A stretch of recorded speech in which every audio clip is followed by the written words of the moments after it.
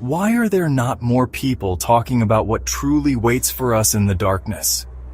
When the lights go out and the silence grows thick, do you ever wonder if you're really alone? I don't think people understand just how thin the line is between safety and terror, how quickly the familiar can twist into something unrecognizable, something hungry. Tonight, we're not just telling stories. We're inviting you to step into the abyss, to let the darkness press in until you can almost feel it breathing against your skin. What you're about to hear isn't fiction. These aren't tales spun for a cheap scare or a fleeting thrill. These stories are rooted in the cold, unyielding soil of reality, shared by those who have truly glimpsed the other side. They are the moments that shattered lives, the encounters that left people forever haunted by what they saw, or what saw them. These are raw, unnerving, and deeply personal accounts of coming face to face with the impossible. So turn off your lights, silence your phone, and let the darkness settle in around you. Imagine yourself in their place, alone, vulnerable, and desperate for the dawn. Feel the icy sweat, the racing heart, the scream you dare not let escape. Remember, true horror doesn't need special effects. It waits in the quiet, in the places you think are safe. Sometimes it's already inside your home, lurking in the corners you refuse to look at after midnight. Tonight, the veil is thin, the darkness is hungry, and you are not as alone as you think. The stories you're about to hear will follow you long after the screen goes dark, whispering in the silence, coloring every shadow with dread. These are the moments when reality fractures, when the impossible becomes terrifyingly real. Tonight we begin with 5 true stories of horror, starting with a visitor who arrived long after midnight.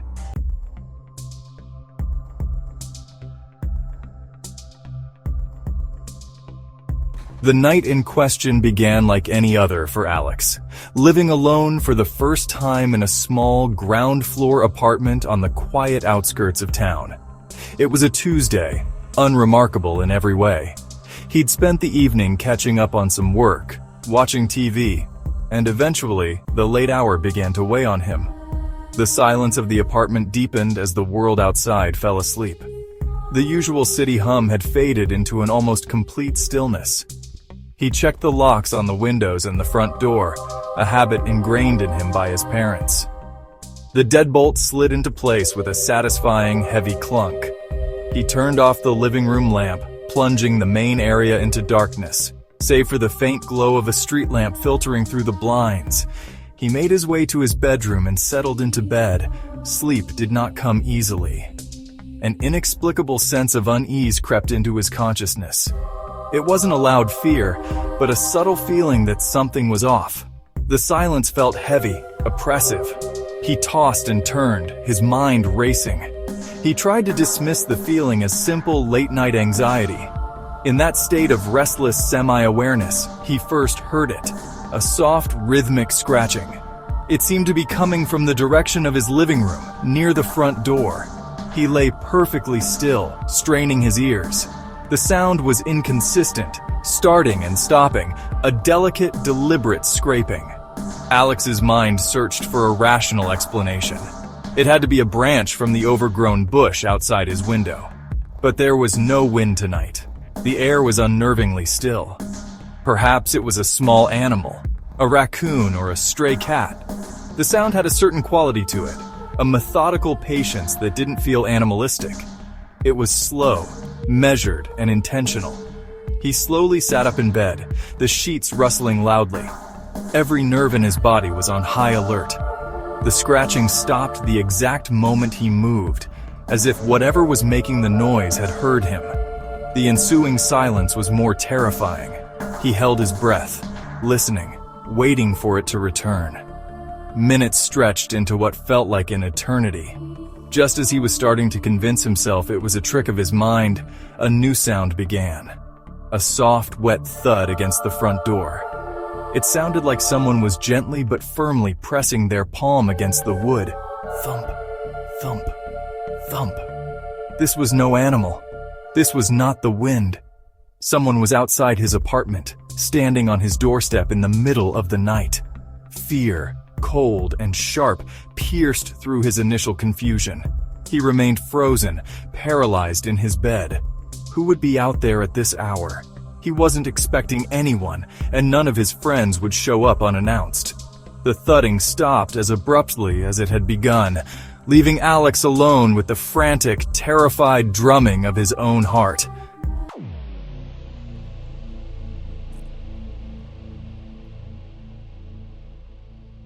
Our next story comes from a woman named Clara, an avid hiker who found solace and peace in the untamed beauty of nature.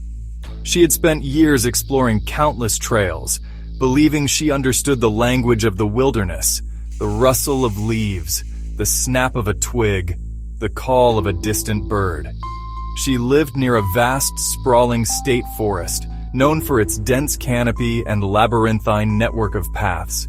There was one particular trail, deeper and less traveled than the others, that she had always felt drawn to, yet had never explored. It was marked on the old park map simply as Ridgeback Trail. Local lore surrounded Ridgeback Trail, stories told by old-timers in the nearby town. They spoke of it with a certain reverence and caution, calling the woods it cut through the Whispering Woods. They said the trees there were ancient and held memories, and that on quiet days, if you listened closely enough, you could hear them speak. Clara, a pragmatist at heart, had always dismissed these tales as charming folklore, the kind of fanciful stories that spring up around any old, secluded place. She saw the trail as a challenge, a new corner of her beloved forest to conquer. One crisp autumn afternoon, with the sun casting long, golden shafts of light through the thinning leaves, she decided it was time. She packed her day pack with water, snacks, a map, and a compass, the essentials for any responsible hiker. She told her husband she was heading out for a few hours to finally explore the old Ridgeback Trail, promising to be back well before dusk. The air was cool and clean, and the forest was alive with the vibrant colors of fall.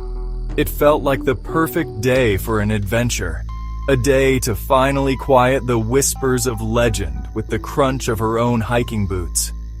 As she drove to the trailhead, a sense of excitement and anticipation filled her. She found the entrance easily enough, though it was clear that few people came this way. The path was narrower than the more popular trails, and the forest seemed to close in around it almost immediately, the trees taller and closer together. The usual sounds of the forest, the chipmunks and the birds, seemed to fade away the deeper she walked, replaced by a profound and almost unnatural quiet.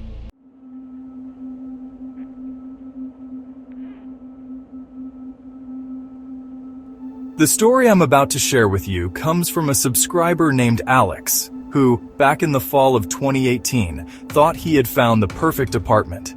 It was a basement unit in an older converted Victorian house, the kind with thick stone walls and a certain historical charm that you just don't find in modern buildings. The rent was surprisingly affordable for the area, and despite the landlord being a bit eccentric and mentioning that the previous tenant left in a hurry, Alex was ecstatic. He was a college student on a tight budget, and this place seemed like a godsend. A quiet sanctuary where he could focus on his studies and finally have some space to himself. He couldn't wait to move his few belongings in and make the place his own. The apartment itself was fairly standard, a small kitchenette that opened up into a combined living and sleeping area, and a cramped bathroom off to the side. But there was one peculiar feature that stood out from the moment he first toured the space.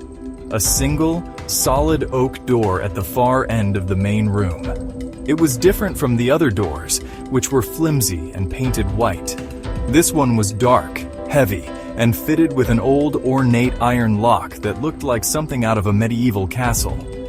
The landlord had brushed it off, saying it was just an old coal chute that had been sealed up decades ago and that he didn't have a key for it anyway. Alex didn't think much of it at the time, assuming it was just a quirk of an old house. His first week in the apartment was uneventful, almost blissful. The thick walls insulated him from the sounds of the city and the tenants upstairs, creating a peaceful, tomb-like silence that was perfect for late-night study sessions. He arranged his furniture, set up his desk, and started to settle into a comfortable routine. The mysterious locked door became little more than a piece of background scenery, an oddity that he occasionally glanced at but gave no real thought to. It was just part of the apartment's character, a silent, unmoving fixture in his new home. He felt safe, secure, and completely alone in his subterranean haven. But that feeling of security began to erode slowly, almost imperceptibly at first. It started with small things he could easily explain away. A book he was certain he'd left on his desk would be on the floor. The thermostat would be set a few degrees colder than he'd left it when he returned from class. He'd chalk it up to his own forgetfulness, the stress of his coursework making him absent-minded. After all, he was living alone for the first time, and it was natural to be a little disorganized. He never once suspected that these minor disturbances were a prelude to something far more unsettling, something connected to the silent, locked door at the end of the room.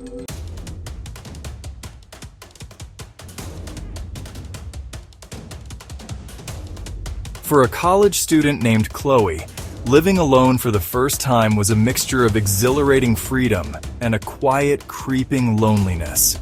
Her small, off-campus apartment was her sanctuary, a place where she could study, relax, and escape the pressures of her demanding course load. The nights were usually the quietest, filled only with the low hum of her refrigerator and the distant sound of city traffic. It was a comforting silence, one she had grown accustomed to. But one Tuesday evening, as a storm raged outside, lashing rain against her window pane, a new sound shattered the calm. It was the shrill, insistent ring of her landline phone, a device she kept mostly for emergencies and calls from her parents.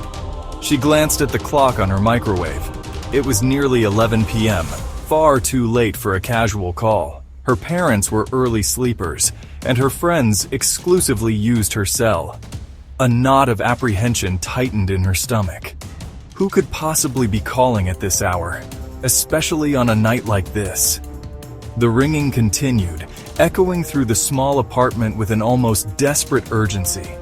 She considered letting it go to voicemail, but a strange sense of obligation, a flicker of morbid curiosity, compelled her to walk over to the small table where the phone sat.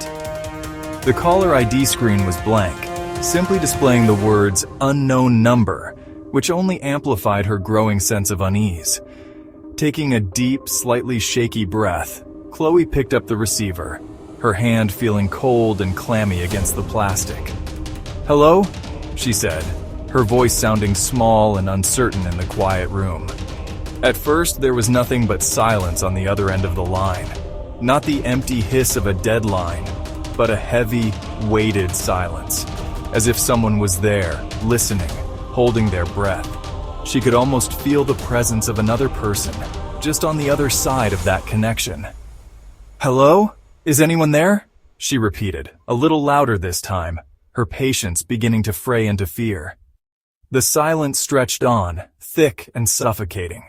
Just as she was about to hang up, dismissing it as a prank or a wrong number, a sound finally came through the earpiece. It wasn't a voice, not at first. It was the soft, rhythmic sound of breathing.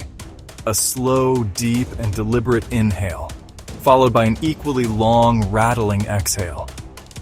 It was chillingly intimate, as if the person was standing right next to her, their breath ghosting against her ear. A cold dread, sharp and immediate, washed over Chloe. This wasn't a wrong number. This was something else entirely. Something deliberate. Something meant for her. She slammed the phone down, her heart pounding against her ribs like a trapped bird.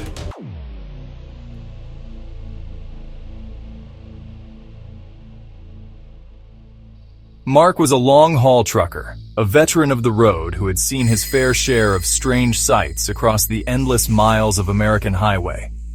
He was a practical man, not given to flights of fancy or believing in ghost stories. To him, the road was just asphalt and painted lines, a job that paid the bills. But one rainy October night, driving a lonely stretch of highway through the Appalachian Mountains, he would encounter something that would challenge his steadfast pragmatism forever. A storm had been chasing him since he left Knoxville, and the rain was coming down in blinding sheets, turning the two-lane road into a slick, black mirror. The rhythmic thump of his windshield wipers was the only thing keeping him from being mesmerized by the hypnotic rush of the road. He was behind schedule, pushing his rig through the treacherous conditions to make a delivery in Virginia by morning. The winding mountain roads were nerve-wracking in the best of weather, but in this downpour, they were downright dangerous. Visibility was reduced to mere feet in front of his truck, the powerful headlights barely piercing the thick curtain of rain. He leaned forward, his knuckles white on the steering wheel, his eyes scanning the darkness for any sign of trouble. A deer, a fallen rock, another vehicle. The isolation was profound. He hadn't seen another car for what felt like an hour. It was just him, his truck, and the howling storm. It was then that he saw her. A lone figure, standing on the shoulder of the road, illuminated for a split second by a flash of lightning. It was a young woman, drenched to the bone, wearing a simple white dress that seemed to glow in the darkness.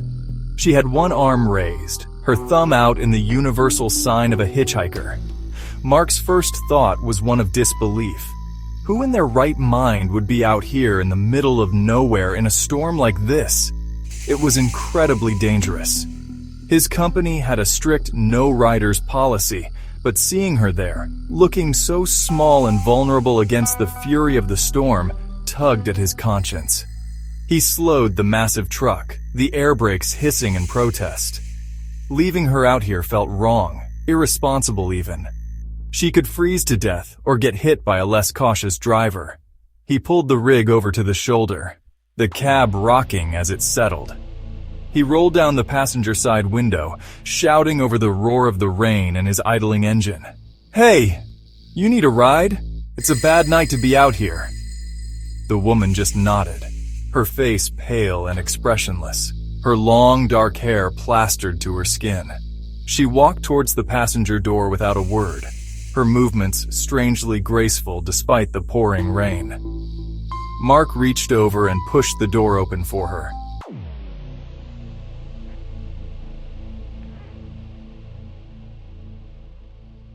The stories you've heard tonight are born from the unsettling moments that shatter our perception of reality. They come from the shadows of a familiar room, the silence of a lonely road, and the unnerving static of an unexpected phone call. They remind us that the world we know is built upon a thin veil of understanding, and sometimes that veil can be torn away, revealing the chilling mysteries that lie just beneath the surface. We try to explain them away, to rationalize the fear, to dismiss them as tricks of the light or figments of our imagination. But a small part of us always knows the truth. We are left with questions that have no answers. What was the entity that visited that college student in the dead of night? Who or what continues to whisper from the depths of those ancient woods? What unseen force played its games within that locked room? And who was the phantom caller who knew every intimate detail of their victim's life? These questions linger in the dark, long after the initial terror has faded, serving as a constant reminder of our own vulnerability. They suggest that we are not always alone, even when we think we are, and that some presences have no intention of ever leaving. The hitchhiker's journey may never be complete, her ghostly figure forever tied to that lonely stretch of highway, a tragic echo of a life cut short. But her story and others like it serve a purpose. They are cautionary tales, whispers from the void that warn us to be careful, to look over our shoulder, and to question the silence. They teach us that fear is not just an emotion, but a primal instinct, a survival mechanism honed over centuries to warn us of the things that hunt in the darkness, both seen and unseen. For every story that is told, countless others remain buried, their secrets taken to the grave. So the next time you find yourself alone in the dark and you hear a sound you can't explain, or feel a chill that has no source, pause and listen. You might just be on the verge of starting your own story. A story that you might one day tell if you're lucky enough to be able to. Thank you for listening. But remember, sometimes the scariest stories are the ones that never truly end.